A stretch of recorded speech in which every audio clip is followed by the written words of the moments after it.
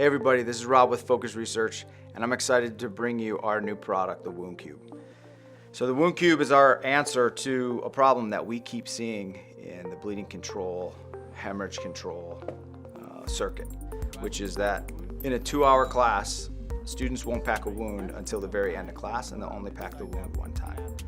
We've created this Wound Cube so that it's got realistic wound patterns. We've got a small bore gunshot wound, we've got a large bore gunshot wound, and then we've got a laceration. In an effort to save lives, we need to have these cubes in front of every 1 to 2 students so that in 90 minutes, they're packing 10 to 12 times.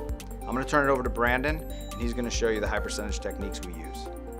Hi, I'm Brandon with Focus Research, and we're here with the Wound Cube. I'm going to be showing you a high percentage technique to pack these wounds. When packing, begin with a ball inserted firmly into the wound. When packing a wound, it's important to remember to hold direct pressure at all times. Notice that as I pack with one finger, I do not release the other until I'm holding firm pressure. As this packing process continues and the wound channel begins to fill, we'll notice a decrease in bleeding. Once I've finished packing the wound, I will hold direct pressure for 3 minutes with hemostatic gauze or up to 10 minutes with regular gauze. For lacerations, we're going to utilize a little bit different technique. And because lacerations can be long and abnormally shaped, we're going to layer the gauze on top of itself, place it directly over the wound, and then pack from one end to the other, ensuring that the gauze goes deeply down into the laceration.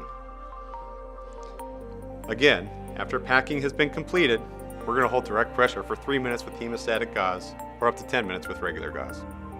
So like Brandon just showed us, all you need is a high percentage wound packing technique. Muscle memory is the key, tactile reinforcement.